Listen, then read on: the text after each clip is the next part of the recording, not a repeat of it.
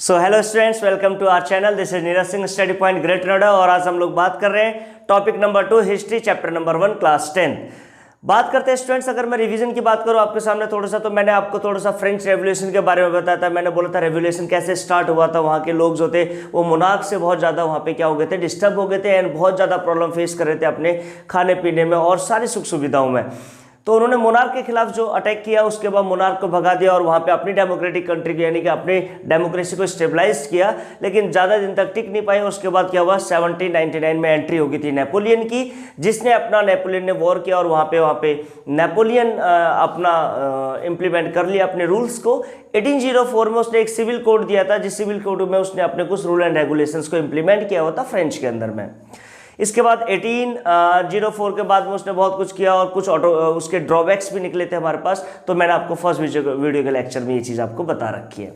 आज हम लोग जिस टॉपिक की बात करने वाले हैं वो टॉपिक है हमारे पास 1815 का। अगर स्टूडेंट्स मैं 1815 की बात कर रहा हूँ तो 1815 वही डेट है यहाँ पे जहाँ पे हम लोगों ने किसकी डेथ की थी, नेपोलियन की डेथ की थी। और किसने, हम लोगों ने नहीं की एक्चुअली, ठीक है। ये हम लोग कैसे कर सकते हैं, हम लोग तो बहुत डिसेंट वाले पर्सन हैं। तो 1815 में जो नेपोलियन था वो मारा गया था किसके through, Russia, Persia, Britain and Austria. ये 4 हमारे पास उस टाइम पे कॉन्टिनेंट्स थे यानी कंट्रीज थी, जिन्होंने Russia, Persia, Britain and Austria, ये हमारे पास 4 कंट्रीज थे जिन्होंने किसको अटैक करा, जिसपे नेपोलियन पे अटैक किया और नेपोलियन को वहां से डिस्ट्रॉय कर दिया। And they destroy the Napoleon code, यानी कि सिविल कोड जो हमारे पास था वहां पर 1804 में जो बना था, उसको भी इसने क्या कर दिया, खत्म कर दिया। और बोला आज के बाद नेपोलियन खत्म तो 1804 के सारे रूल एंड रेगुलेशंस खत्म। अब इन लोगों ने क्या बोला भाई कि रशिया, पर्शिया, ऑस्ट्रिया और ब्रिटेन जो थे हमारे पास 4 कंट्रीज, इन लोगों ने क्या बोला, इन्होंने बोला कि भाई जब हमने जीत लिया है तो अब हम लोग यहाँ पे अपने रूल एंड रेगुलेशंस को चालू करेंगे और अलग अलग कॉन्टिनेंट्स में आप सभी लोगों को डिस्ट्रीब्यूट कर लेंगे। तो देखिए क्या होता है इसके बाद में। तो जैसे 1815 में हमारे पास नेपोलियन खत्म हो जाता है, तो उसके बाद यहाँ पे रूल जो चालू होता है वो Russia, Persia, Australia and Britain का होता है। तो यहाँ पर क्या क्या पॉइंट आते हैं। सबसे पहले ये जो वॉर था हमारे पास 1815 का, इसको हम लोग बैटल ऑफ वाटरलू के नाम से भी जानते हैं। याद रखना, बैटल ऑफ वाटरलू, यानी कि बैटल ऑफ वाटरलू में 1815 में जो नेपोलियन मारा गया था Russia, Persia, Britain and Australia के थ्रू, तो उसी वॉर को हम लोग क्या बोला जाता है, बैटल ऑफ वाटरलू, जो 1815 में ही हुआ था। इसके आगे चलते हैं स्टूडेंट्स। तो अगर मैं बात करता हूं इसके आगे, तो it is also known as a fort taken conservation, यानी कि ये जो 4 कंट्रीज थे ना, इन्होंने यहाँ पे पता है क्या ला दिया, कंजर्वेशन ला दिया। यानी कि इन्होंने कंजर्वेशन का मतलब होता है स्टूडेंट्स कि जो रूल्स एंड रेगुलेशंस जो पहले थे वो सब हटा दिए और अपने न्यू रूल्स को इंप्लीमेंट कर दिया। जब अपने न्यू रूल्स लेके आ गए तो इनके रूल्स में भी आपको पता होगा कुछ ना कुछ तो ड्रॉबैक्स होगा। अब भाई जब रशिया, पर्शिया, ब्रिटेन और ऑस्ट्रिया का, जबकि नेपोलियन वहां पर अच्छे काम भी कर रहा था, ड्रॉबैक्स भी थोड़े बहुत थे, लेकिन ये तो ड्रॉबैक्स उस टाइम के चलते हुए आते थे ना। कोई भी राजा बनेगा, अब सपोज करो कोई भी यहाँ का अगर सीएम भी बनता है तो उसके पास उसकी स्पेशलाइज्ड कुछ पावर्स होती हैं, है ना। तो वो तो चीज़ होती है, लेकिन नेपोलियन ने कुछ अच्छी बातें भी वहाँ पर अपने बात में बोली थी। और लास्ट मिस्टेक उसकी कहते हैं, आप लोग जानते हो, he force to every person of the French to join the army. ये उसकी सबसे बड़ी मिस्टेक थी। इसी की वजह से उसका ये चीज़ देखने को मिला। और आपको पता है कि ज़्यादा ईगो में नहीं रहना चाहिए, ईगो वाले पर्सन जल्दी नीचे डाउन हो जाते हैं। ऐसे हिटलर का भी स्टोरी था, आप लोगों ने देखा हो, कभी लेके आऊँगा आपके सामने इसकी स्टोरी हिटलर की। तो यहाँ पे क्या हुआ, रशिया, पर्शिया, ब्रिटेन और ऑस्ट्रेलिया जो थे हमारे पास में, वो स्टूडेंट्स कंजर्वेशन लेके आए। यानी कि उन्होंने बोला कि भाई जो पुराने रूल एंड रेगुलेशंस थे ना नेपोलियन और फिलियन के, इन सबको खत्म कर दो, अब नए चालू होंगे। और वो क्या कहते हैं हमारे पास, देखिए सबसे पहले इसने वही ऑटोक्रेसी जैसे होता था ना हमारे पास में, हायर क्लासेस, उन चीज़ों को ही इंप्लीमेंट कर दिया। बोला सबसे पहले प्रिजर्व आएंगे, इसके अंदर में कौन कौन से आता है, मोनार्कीज आते हैं। मोनार्कीज कौन से होते हैं, जो हायर क्लास सोसाइटी जो काउंट होती थी हमारे पास ऑटोक्रेसी के अंदर में, वही क्लासेस हमारे पास मोनार्क लोग फिर से इसने इंप्लीमेंट कर दिए, जिनको भगाया था पहले फ्रेंच के पीपल्स ने। फिर नेपोलियन आया और फिर उसके बाद Russia, Persia, Britain and Australia आ गई और उसके बाद इन्होंने फिर से इंप्लीमेंट कर दिया किसको, मोनार्क को। अब मोनार्क को कर दिया तो भाई एक चीज तो हो गई कि मेन पावर जो होगी किसी एक पर्सन के पास में हो जाएगी। और मोनार्क सिस्टम आपको पता है था उस टाइम पे चलता ही नहीं था और चलेगा भी क्या भी। आप लोग देख लो ना इस चीज को, साउथ कोरिया के अंदर में देख लो, या फिर अगर मैं आपको बोलूँ 1 नेशन 1 पार्टी, तो चाइना के अंदर में देख लो आप, इसको कोई किसी उसके खिलाफ नहीं बोल सकता है। तो मोनार्क है हमारे पास में, तो मोनार्की यहाँ पे इंप्लीमेंट कर दिए गए थे आफ्टर 1815, जब रशिया, पर्शिया, ब्रिटेन और ऑस्ट्रेलिया का रूल हो गया था किसके ऊपर, फ्रेंच के अंदर में। उसके बाद यहाँ पे चर्च जो थे हमारे पास, जो चर्च के पर्सन थे यानी कि जो उनको क्रिस्ट कहा करते थे, ये सभी लोग यहाँ पर आ गए सेकंड क्राइटेरिया में। थर्ड आ गया सोशल हेरक्रेटिस, यानी कि अब यहाँ पे सोशल हेरक्रेटिस में क्या होने लगा बेटा कि सोशल हेरक्रेटिस कहते थे हम लोग यहाँ पे upper class and lower class, यानी अपर क्लास और लोअर क्लास के लोगों को डिस्ट्रीब्यूट कर दिया गया कि आप अपर क्लास यानी हाईएस्ट सोसाइटीज में, आप लोअर यानी कि मिडिल क्लास वगैरह, इन सभी चीजों का डिस्ट्रीब्यूशन फिर से हो गया था। जबकि डेमोक्रेटिक कंट्री के अंदर में ये चीजें पॉसिबल नहीं होती हैं। वी ऑल आर इक्वल, यानी यहाँ पे इक्वलिटी था हमारे पास में। जब नेपोलियन ने भी दिया था ना तब उसने भी अपर कास्ट लोअर कास्ट को हटाया था, तो लेकिन इसने फिर से इंप्लीमेंट कर दिया। भाई ये तो और गड़बड़ सीन है। अब बोलने लगा ऑटोक्रेटिक। ऑटोक्रेटिक का मतलब हो गया हमारे पास में कि अब जो ये बोलेंगे वही आपको करना है, यानी ऑटोक्रेटिक कंट्री वही तो होती है। यहाँ पे वन नेशन वन पावर हो गया हमारे पास, यानी कि क्या बोलेंगे भाई, one person having the powers, तो हम लोग क्या बोलेंगे भाई जो ये बोलेगा वही तो करना पड़ेगा, इसके खिलाफ तो कोई जा ही नहीं सकता है। क्लियर होगा कि नहीं हुआ? यानी कि जो प्रेसेप्ट थे उसके अंदर ये चार चीजें आ गई थी हमारे पास। ऑटोक्रेटिक मतलब इन सभी लोगों के पास में एक ही पर्सन के पास में पावर होगी, ये ऑटोक्रेटिक का रूल था। तो ऑटोक्रेटिक मतलब one person having the powers. Second था इसके पास no criticism and no disagreement. No criticism था हमारे पास में और ना ही डिसएग्रीमेंट था, यानी कि आप लोग ना तो इनके खिलाफ कुछ कह सकते हो ना कुछ कर सकते हो, यानी कि जो ये बोलेंगे वही आपको बिल्कुल मान लेना है। कोई एग्रीमेंट वगैरह यहाँ पर नहीं होगा, जैसा कि नेपोलियन के रूल में था। थर्ड वाला जो था वो तो सभी के में कॉमन था, सेंसरशिप। कोई इसके खिलाफ नहीं बोल सकता, यानी कोई नहीं बोल सकता है खिलाफ। ठीक है, आजकल हमारे यहाँ भी चल रहा है, मोदी के खिलाफ कोई नहीं चलेगा, कोई नहीं बोलेगा, तो इस टाइप से चलता रहता है। तो सेंसरशिप उस टाइम पे राजाओं के अंदर में हुआ करती थी कि प्रजा कभी भी अपने राजा के बारे में नहीं बोल सकती थी। तो ऐसा ही ये मोनार्की उन्हें फिर से यहाँ पर ला दिया, यानी किसने ला दिया? Australia, Russia, Persia and Britain ने ला दिया हमारे पास में। आफ्टर ऑल हुआ क्या स्टोरी के अंदर में, आप लोग समझिए इस चीज को। शुरुआत में जो फ्रेंच के पीपल थे वो बहुत ज़्यादा दिक्कत में आ गए थे मोनार्क की वजह से, क्योंकि मोनार्क जो था वो अपनी रानी के साथ में ही ज़्यादा समय बिताता था, यानी कि इसके बाद उसको किसी होश हवास में रहता ही नहीं था कि उसके पास कोई उसकी पब्लिक भी है, सिटीजन ऑफ द फ्रेंच भी है, उनके बारे में सोचता ही नहीं था। वो भुखमरी का शिकार होती जा रही थी, डे टू डे उन पर टैक्स बढ़ाया जा रहा था, तो वो लोग बहुत परेशान हो गए थे। उन लोगों ने जैसे यहाँ पर अपना अटैक किया, तो इन्होंने जब अटैक किया, रेवोल्यूशन लेके आए, तो इन्होंने क्या बोला? इन्होंने बोला भाई मोनार्क ऐसा है तो चला जा, या फिर तुमको हम छोटा सा पावर दे देते, तुम अलग हो जाओ। लेकिन मोनार्की कहाँ मानने वाले थे? मोनार्की थोड़ा सा अलग हुए, दूसरे देश से इन्होंने कांटेक्ट किए, वहां से लड़ने के लिए फिर से आ गए थे इधर पर, है ना। इस टाइप की प्लानिंग करते हैं, अभी मैं बताऊंगा स्टोरी में।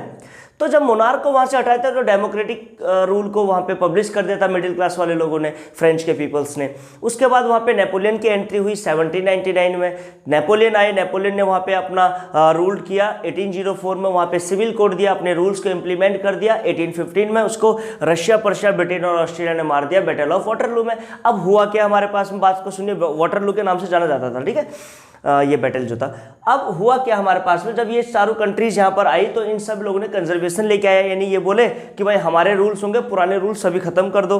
तो उस रूल्स में सबसे पहले था प्रेसब, उसमें मोनार्क, चर्चेज एंड सोशल हेरक्रेटिस एंड ऑटोक्रेटिक आते थे हमारे पास, इन सभी को मैंने एक्सप्लेन किया। उसके बाद no criticism and no disagreement होता है हमारे पास में, कोई भी एग्रीमेंट नहीं होगा। और उसके बाद थर्ड आता है सेंसरशिप, यानी कि वहां पर कोई भी इसके खिलाफ कुछ नहीं बोल सकता। तो बेटा इन सभी चीजों को होने के बाद में जो ऑस्ट्रेलिया, रशिया, पर्शिया और ब्रिटेन थे, इन्होंने बोला भाई सब लोग आओ, अब एक ट्रीटी कर लेते हैं। ट्रीटी मतलब एक समझौता, एक संधि होती थी, संधि कहते हैं इसको हिंदी में, ठीक है। तो एक ट्रीटी कर लेते हैं। इस ट्रीटी का नाम रखा जैसे ट्रीटी ऑफ वीना। ये 1815 में बनी थी, और 1815 में किसने बनाई थी? रशिया, पर्शिया, ऑस्ट्रेलिया और ब्रिटेन ने बनाई थी, एक समझौता के थ्रू। अब इसके अंदर में क्या क्या हुए थे, जैसे बर्बन डायनेस्टी को वापस लाया गया था, तो उन चीजों को मैं बाय रिटन स्टेटमेंट आपको एक्सप्लेन करता हूं।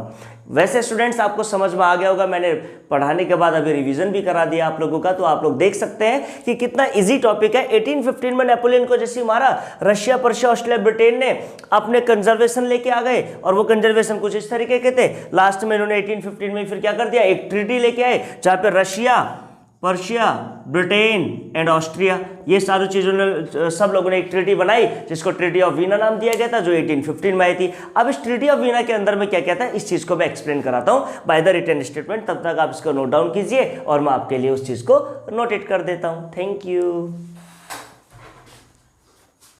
तो चलिए स्टूडेंट्स नेक्स्ट टॉपिक की बात करते हैं, और यहाँ पे बात करेंगे हम लोग किसके, ट्रीटी ऑफ वीना।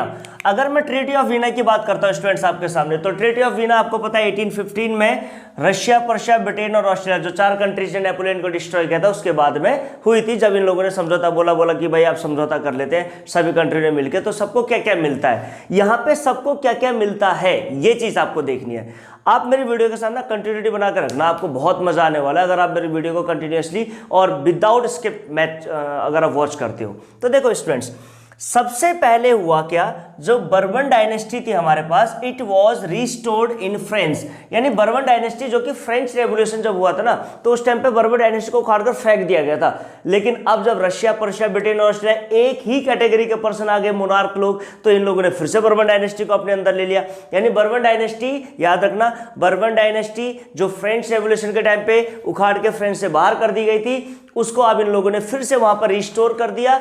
किसको? बर्बन डायनेस्टी को 1815 में ट्रीटा वेनी के अंदर, यानी कि किसके अंदर?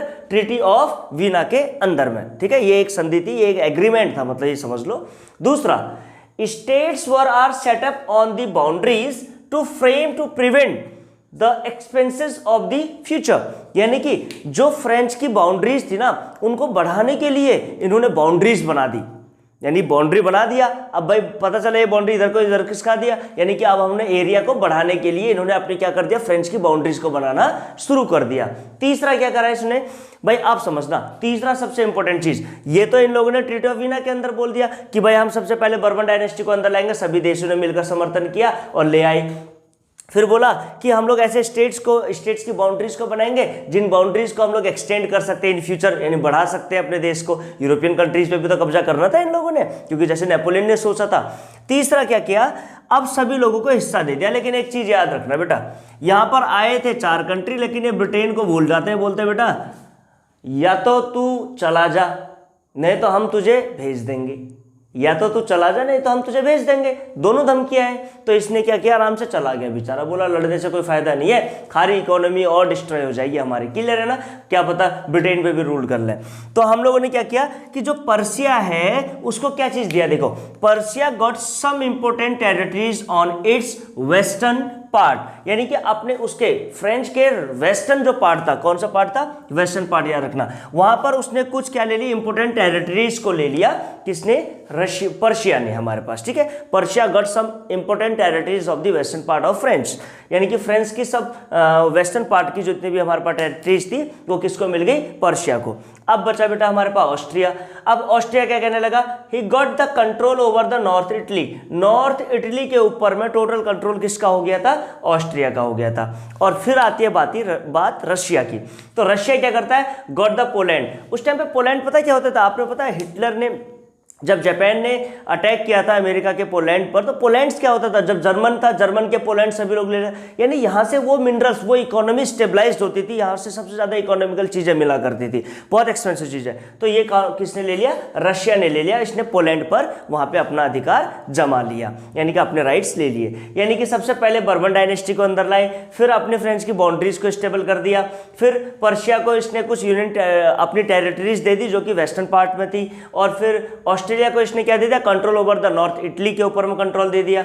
रशिया को क्या दे दिया, पोलैंड दे दिया। अब he confidence with the 39 state which had been set up by the Napoleon was untouched। लेकिन नेपोलियन ने जो 39 स्टेट्स अपने रूल्ड में बनाए हुए थे उसको इसने नहीं छोड़ा, वो ऐसे की ऐसी स्टेबलाइज इसने रख दी। एक और चीज याद रखना, रशिया, पर्शिया, ब्रिटेन और ऑस्ट्रेलिया 4 कंट्री आई थी यहाँ पे, नेपोलियन को मारा, ट्रीटी ऑफ वीना साइन किया, उसके बाद में जब एग्रीमेंट हुआ तो ब्रिटेन को भगा दिया गया, केवल रशिया, पर्शिया और ऑस्ट्रेलिया को ही चीजें दी गई। और उसके बाद में बर्बन डायनेस्टी को अंदर लेके आए, ईस्टर्न मतलब जो स्टेट्स थे उनकी बाउंड्रीज को उन्होंने इंक्रीज कर दिया ताकि इन फ्यूचर इनको और ज्यादा एक्सपेंड किया जाए। और उसके बाद जो 39 स्टेट नेपोलियन ने बनाए थे उनको इन्होंने अनटच रखा, इन्होंने टच नहीं किया। अब यहीं से एक और चीज होती है, कुछ लोग इनकी बात से सहमत हो गए, somebodies are agree with their thoughts and their rules, लेकिन बहुत सारे लोग नहीं हो पाए और उन लोगों ने एक रेवोल्यूशन छोड़ दिया, छोड़ नहीं दिया, रेवोल्यूशन को छेड़ दिया। यानी रेवोल्यूशन क्या होता है, the large number of the people changing in the political criterias with the short period of time is called revolution, है ना। the political change in large number of peoples with a short period of time is called revolution। अब वो revolution जब किया तो वहां पर कुछ अलग टाइप से आए कि भाई मिडिल क्लास अब समझदार हो गया था, बोला ये बार बार हम पे रूल क्यों कर दे रहे हैं, बोला बार बार रूल करने का मतलब है हम लोगों में एक ज्वाइंट नहीं है, एक बाउंड्री नहीं है, कंफर्ट नहीं है हम लोगों में। तो उन्होंने बोला कि पहले हमें अपनी केमिस्ट्री ठीक करनी पड़ेगी, पहले हम लोगों को अपने अंदर में एक चीज समझना होगा कि हमें करना क्या है, किस तरीके से। इसीलिए कहते हैं लाइफ में शॉर्टकट नहीं करना चाहिए। शॉर्टकट हो गया था शुरुआत में फ्रेंच के पास में, डेमोक्रेसी जो मिल गई थी जल्दी से, वो फिर जल्दी से चली गई। इसलिए हमेशा एक अच्छा मीडियम बना के चलना चाहिए। अब इन्होंने माइंड से सोचना शुरू कर दिया। So now they developed a secret society. अब सीक्रेट सोसाइटी क्या थी इसके बारे में हम लोग पढ़ेंगे। तो आई होप कि आपको ये वीडियो पसंद आ रही होगी और इतना लेक्चर मेरा समझ में आ गया होगा। अगर आपने नोट डाउन करना है तो एक बार नोट डाउन कर लीजिए। इसके बाद मैं लिखता हूं कि आफ्टर ऑल क्या हुआ जब लोगों ने रेवोल्यूशन करना शुरू कर दिया। कुछ लोग तो इनसे एग्री हो गए थे, लेकिन कुछ लोग डिसएग्री हो गए थे। तो उन लोगों ने क्या करा, रेवोल्यूशन करना शुरू किया। तो वो रेवोल्यूशन में जो सीक्रेट सोसाइटीज थी वो क्या क्या चीज थी, वो क्या पॉइंट्स पे लोगों ने फोकस किया, तो उस चीज के बारे में मैं आपको बताता हूं। लेकिन एक चीज मैं आपको बता दूं, जो सीक्रेट सोसाइटी है वो मिडिल क्लास के लोग ही शुरू करेंगे, क्योंकि बेटा गरीब ही जानता है कि लॉकडाउन में कैसे जीना है। लॉकडाउन में घर से बाहर निकलने का एक ही रास्ता होता है, and that one is only roti. तो रोटी के लिए जैसे बाहर आए थे ना, इसी तरीके से यहाँ पर जो जिन लोगों को ज़्यादा दुख हुआ था, जिन लोगों को लगा कि भाई हमारे लिए तो कुछ काम ही नहीं किया इसने, तो उन लोगों ने फिर से यहाँ पर करना, रेवोल्यूशन करना स्टार्ट कर दिया। तो उसके बारे में पढ़ते हैं। तो चलिए स्टूडेंट्स, अभी हम लोग जो बात करने वाले हैं वो किसी के बारे में बात करेंगे, सीक्रेट सोसाइटी। अगर मैं सीक्रेट सोसाइटी की बात करूँ ना स्टूडेंट्स, तो ये याद रख लेना भाई, ये सीक्रेट सोसाइटी उसी ने स्टार्ट की थी जिसपे इसकी बीती हुई थी भाई, जिसने मोनार्क ने जिसको सबसे ज़्यादा दुखी कर रखा था, और वो थे हम जैसे लोग, मिडिल क्लास पीपल। और मिडिल क्लास पीपल जो होते थे वो टीचर्स, डॉक्टर्स, लॉयर्स, बड़े बड़े और छोटे छोटे बिजनेसमैन, ये सभी लोग इसकी कैटेगरी में आया करते थे।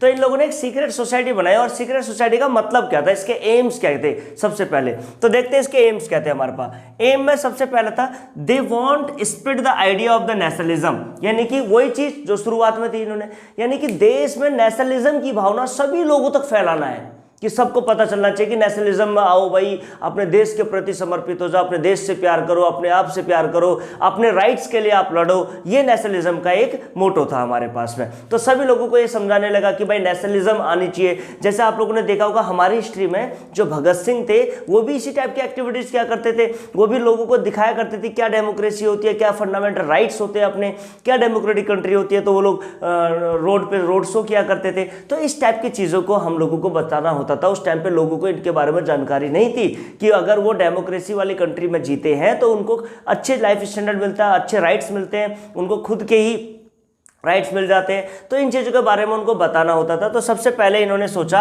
इन्होंने कहा भाई अब इनको डायरेक्शन मिल गई है। पहले इनको डायरेक्शन नहीं मिली थी, पहले तो भूख लगी तो ये लोग तोड़ फोड़ करके फिर वहाँ पे मोनार्क को हटा के आ गए थे। लेकिन अभी क्या है, ये बिल्कुल सिस्टमेटिक तरीके से चलने लगे। बोले कि they want to spread the idea. इन्होंने बोला पहले सभी लोगों को बता दो कि भाई हम करना क्या चाहते हैं। इन्होंने बोला हम नेशनलिज्म को फैला देंगे, बिल्कुल आइडिया को फैला देंगे नेशनलिज्म के।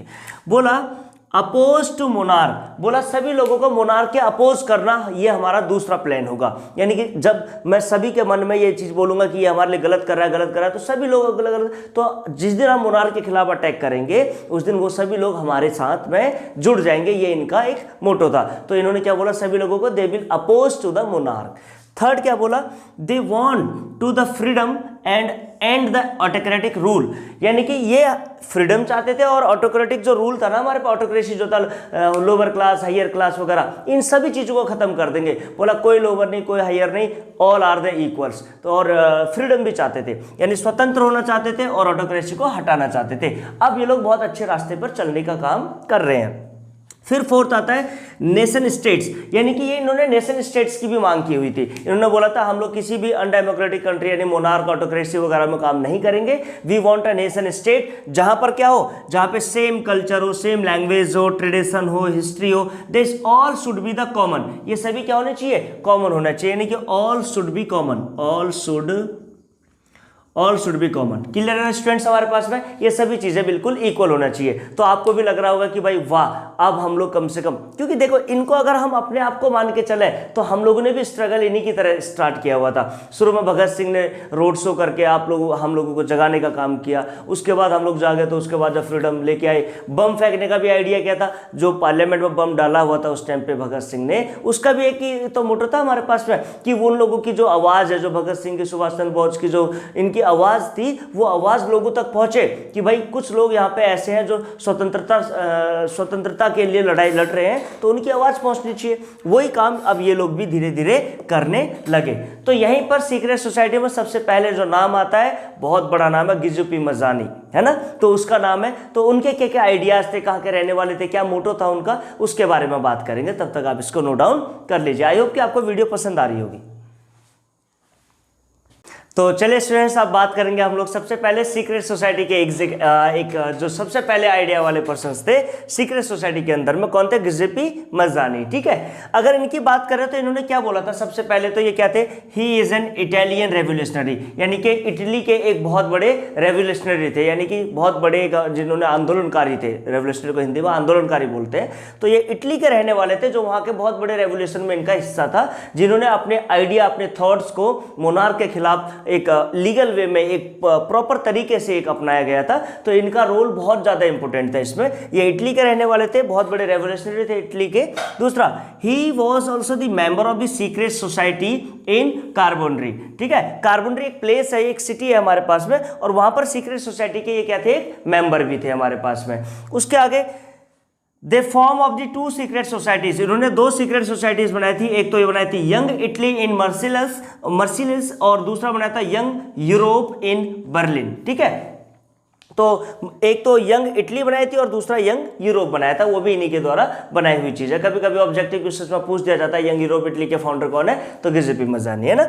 और चौथा पॉइंट, ही वांट्स, ये यहाँ पे वांट्स भी लिख सकते हो, बिलीव भी लिख सकते हो आप लोग। He wants and he believes that in the unification of the Italy, ये चाहते थे कि इटली जो है ना, एक जर्मन की तरह बिल्कुल अलग देश बन जाए हमारे पास में। क्या बन जाए, बिल्कुल अलग देश बन जाए, ये इनकी एक इच्छा हुआ करती थी। तो ये हमारे पास में गिजुपी मजानी थे, जिन्होंने अपना नेशनलिज्म का जो आइडिया था वो स्प्रेड किया हुआ था। इनको बहुत बड़े रेवोल्यूशनरी माना जाता था इटली के अंदर में। And he was also the member of the secret society in California और कार्बोनरी। और दूसरा क्या था, इन्होंने दो सीक्रेट सोसाइटीज बनाई थी, एक का नाम था यंग इटली और दूसरे का नाम था यंग यूरोप। और चौथा इनका क्या था, they wanted the unification of the Italy, ये इटली को बिल्कुल जर्मन की तरह एक अलग देश घोषित करना चाहते थे, बनाना चाहते थे। ये इनकी एक वांट्स नहीं, ये केवल इनका एक बिलीव भी था हमारे पास में। ठीक है, तो गिजुपी मजानी।